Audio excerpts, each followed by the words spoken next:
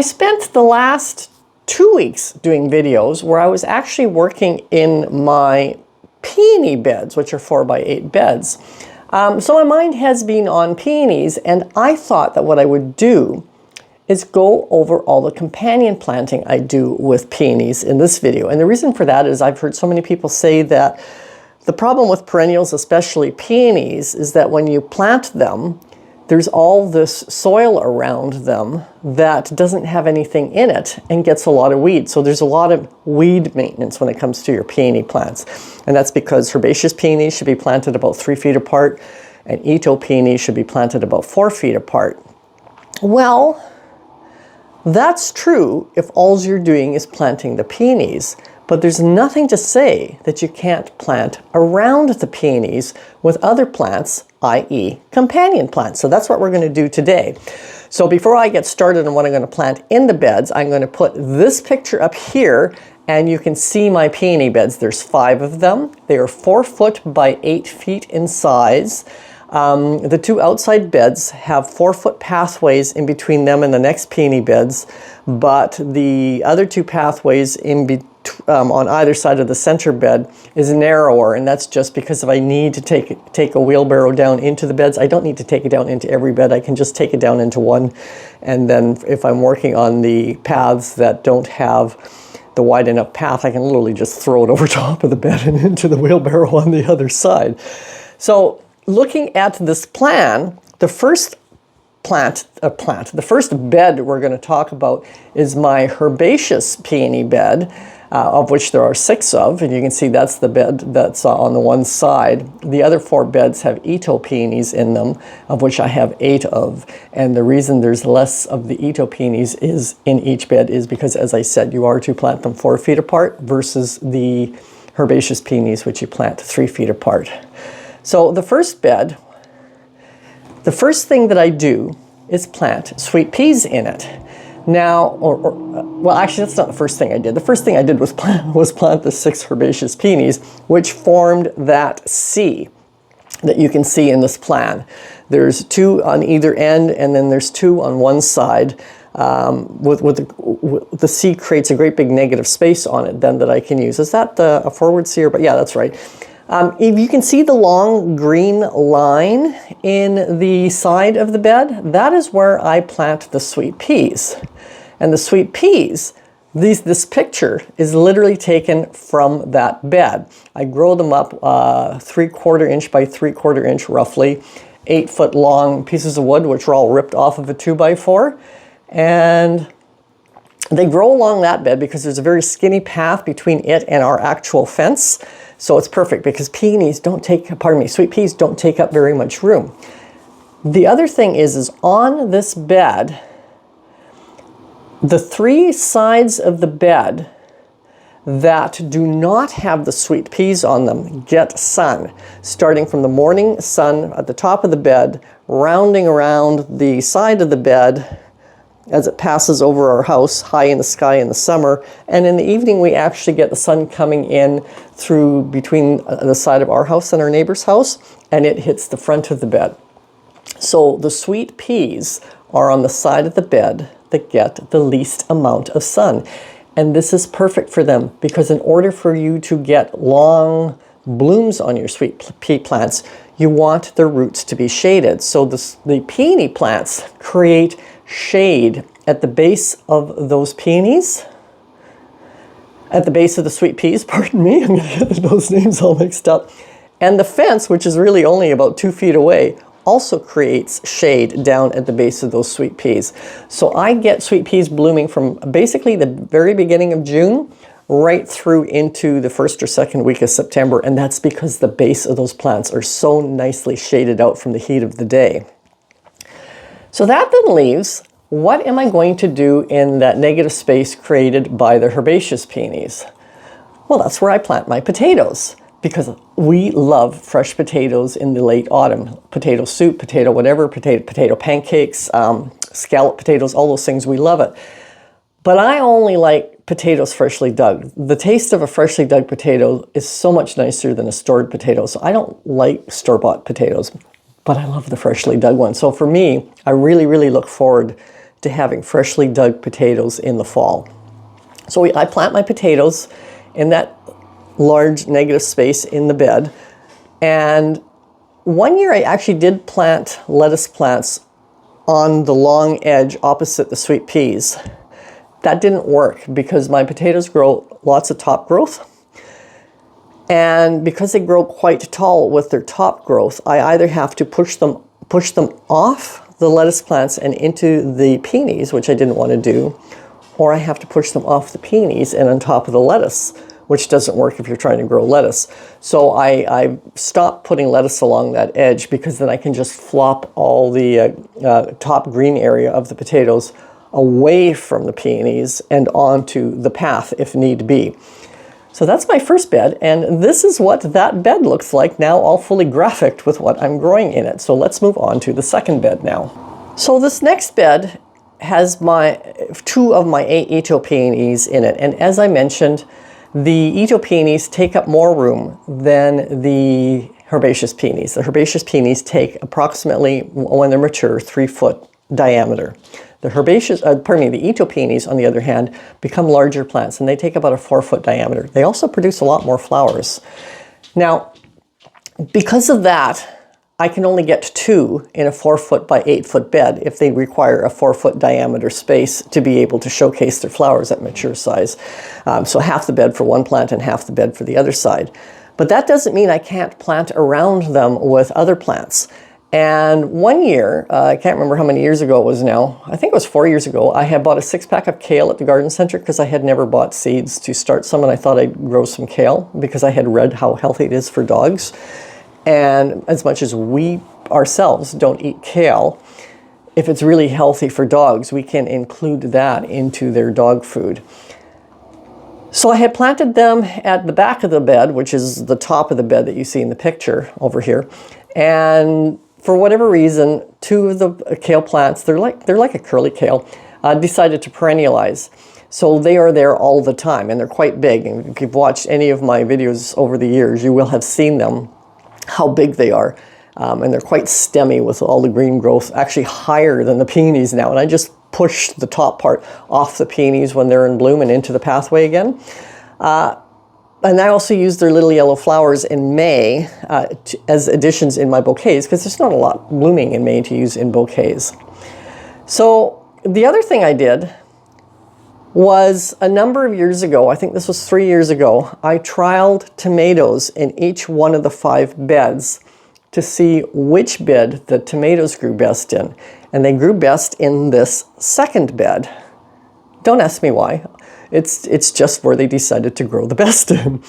And I grow determinate tomatoes because you can't grow indeterminate in a bed where you've got the Ito peonies, etc., because they will just take over and drown out the leaves, and then the leaves won't be able to suck up enough energy for blooms for the following year, and so forth and so on. So my determinate tomatoes, which are called Health Kick, those are my favorite. They're Arona type. They're very flavorful, highly productive, and produce fruit right up to October, so that's good. Now, because they grew best in this bed, in these locations that I'm showing on this plan here, there's 6 spots where the Health Kick tomatoes grew the best in. So that is where I grow my Health Kick tomatoes. So that still leaves me space in that bed. And because I'm no longer growing lettuce in the herbaceous peony bed where the potatoes are, I have actually just pushed them over to the next bed, which works perfectly because when the sun comes down on the bed and goes over top of the Ito peonies, it creates shade on that side of the bed. So this will be my first planting of lettuce for the season, which I believe goes out into the garden in March. And they will get shade from the sun as it warms up through the course of the summer and be cooler than if they were in a really hot spot. They will grow a little bit slower because of that, but they will last longer. So all of the bed will get lettuce plants except for the sunniest side of the bed, and that section of the bed will get some basil plants. We don't use a lot of basil, but every so often we use it, so I only need a couple of plants, and I will get those planted in between the tomatoes. That fills up this bed, and this is what this the garden looks like now with the 2 beds full. So now we move on to the 3rd bed, which is the middle bed. And in this Ito peony bed, I started this year for the first time successfully growing my evergreen glads along the front of the bed, which in the photo is at the bottom of the bed. So I will repeat that. Now, if you're worried about that I am repeating things consistently over the years in the same spot, I also do a lot of direct composting. So the soil is, when things are annual, the soil is continually being replenished and sort of shifted around and changed as I'm doing all of my direct composting. So the fact that the evergreen glads or the tomatoes or the potatoes, etc., are constantly going in the same spot doesn't really matter. And in a lot of respect, less so the potatoes, because I may have to buy more seed potatoes. I may not have enough little ones of my own to plant. And lettuce comes from seed. But for instance, the corms, or pardon me, the bulbs, I don't know, whatever gladiolas have, grew in that spot last year. So it's actually good because the corms have proven that they like that spot and will become slightly more conditioned to that spot. So with each year passing, they will be more and more conditioned to the light and the wetness, etc., that the soil has in that spot. So that actually works out really well. So the gladiolas, the evergreen ones, will get planted along the front of this bed. And I will plant them in successions, which is why I dig them up every year. So after well, actually not even after the gladiolas are planted, actually before the gladiolas are planted, because it's a perennial, I have white marjoram, and I don't have a picture of it to show you. I should have taken a picture of it, but I keep forgetting. It's the same as purple marjoram, except instead of having purple flowers, and you'll see what the purple marjoram looks like a little bit later on in this video. Instead of having little purple flowers, it has little white flowers. And the area that the white marjoram is going is being seen in this green rectangle in the plan. And that's a perennial, so that's there, and the size of it will grow with each passing year. Once it's the size that I want, and then I will have to start keeping it contained to the size that I want. So I've got my evergreen glads at the front. I've got my white marjoram off-centered from the center. And then the rest of the bed is going to get planted with lettuce, because we eat a lot of fresh lettuce. We eat a lot of like either Greek salads or romaine salads, and the Caesar salads, pardon me. The Caesar salad doesn't necessarily have romaine lettuce in it. It has whatever lettuce I'm growing and I cut and get used. So this whole bed will be my second succession of lettuce. The first bed will have my first succession, which I said will get planted out, I believe, in March. This second succession will get planted out in probably May, two months later. I dabbled with planting them more like once a month this year, and I didn't like that. I'm going to go to 2 months and see if I like that. So that gives me 3 plantings. It gives me March, May, and July, and that'll should hopefully give me, especially if I plant a lot, a steady supply of lettuce throughout the course of the growing season. So that's this bed complete then. It's got lettuce, it's got the evergreen glads, and it's got the white marjoram. And this is what the garden beds look like with those 3 beds fully planned out. The third bed, of course, has another 2 Ito peonies in it. And before we get into what I'm planting around it, I would just like to ask, if you are enjoying this video, please consider giving me a like, thumbs up. And if you haven't already subscribed, please consider subscribing. I am a small channel, and every subscription and every like, of course, helps, as do comments. So let's move on to this third bed. And just like at the front of the second bed, I grew my evergreen glads. In this bed, I am growing my espresso glads. Now I have a lot more espresso glads, well, not a lot more. I have more espresso glads than I have evergreen. So not just are they growing across the front of the bed, but they're growing also down the sunny side of the bed. And they will be succession planted as well. Now this bed also has marjoram in it, but in this case it's got purple marjoram, or as some people just like to refer to it, oregano. Now the oregano grows basically in the same place as the purple marjoram actually grows in exactly the same place as the white marjoram, only the patch of it is much, much bigger. It's like about 3 times as big. So it actually extends the full side of that one Ito peony and pushes behind it and also pushes in front of it. I may actually cut that one back a bit this year because it is at a size now where I don't want it to get any bigger. And if I leave it that size, by the end of the growing season, it will have grown much, much bigger. And I don't want it infringing on my glads or anything else that I have in that flower bed. Now, if you have been following my videos for the last while, you will know that in this bed, or you may not know that it was in this bed, but this is the bed where I just planted my Purple Sensation alliums, which go around the front of the bed, front Ito peony, which is the morning lilac, and then also in between it and the other Ito peony. Behind it, I have just a small, I think I have 6 bulbs of honey Sicilian honey lily or Sicilian honey garlic. And then right behind that, I have 10, is it 10? 3, 6, 9, yeah, 10 bulbs of Camassia. So I just planted all those in this particular bed in my last week's video. So then what's going to happen at the back of the bed, I've got this little tiny gap at the back. I don't know if I'm going to plant anything in that little gap between the marjoram and the espresso glads yet. I'm sure I will, I just haven't decided what yet. So in that little gap at the back of the bed, I'm going to plant bachelor's buttons. And I put in the black button bachelor buttons because that is what I definitely do grow a lot of. And I'm finding that in the other bed that I have them in, as my Ito peonies have grown bigger and bigger, the bachelor buttons have less and less space to grow in a way that they get enough sun to get to full size and bloom, etc. So there is space on this bed that I can fill. Hello, can you see Leela? Let me push my chair back. Leela, up. Up you go. Up. You're being so polite. Yes, you are. You're being so polite. Oh, now comes other dog. Uh-oh. Less politeness when the other dog's here because Leela wants to make sure she doesn't get... What's the word? Superbed? No, that's not the word. Anyway. So, yeah, so because I'm having less and less space for the... Okay, off. Off you go. Off you go. No, off. Because I have less space in the next bed that we're going to be looking at for the black button bachelor buttons, I will be filling up the extra space on this bed with black button bachelor buttons because I really do like using it in my spring, early summer bouquets. Not spring.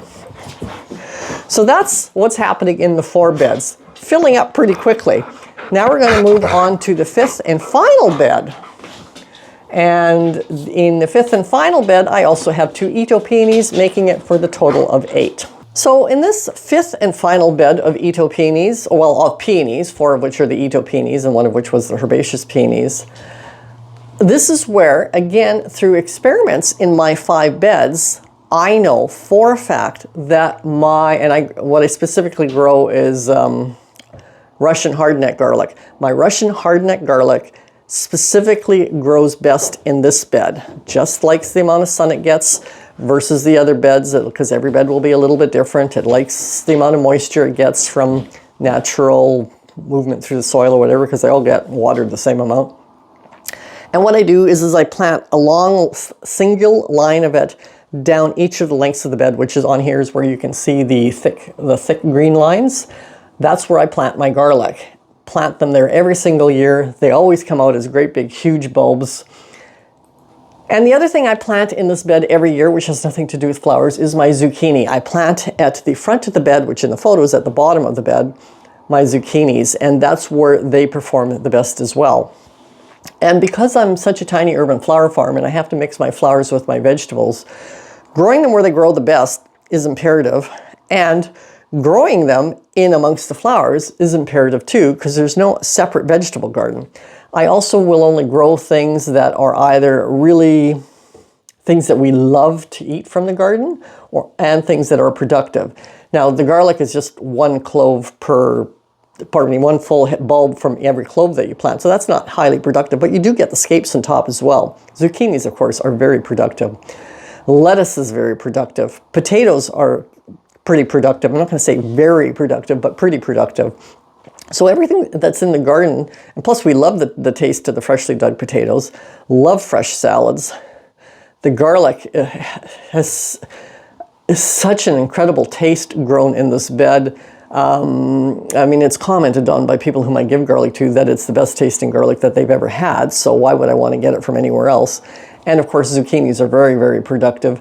And we like zucchini, especially, I think Bruce, I don't know, he cuts like long slices of them and puts feta cheese on them and then puts them in the air fryer and cooks them that way. I don't cook, don't ask me how he does it.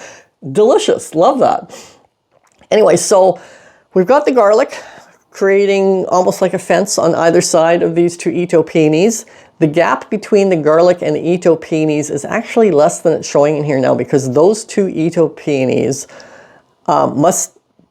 the Ito peonies must prefer this bed too, because those plants have actually grown a little bit larger in size than the other ones. So this is why I'm no longer having enough space for my bachelor buttons in this bed, because the space between the garlic and the Ito peonies is really little now.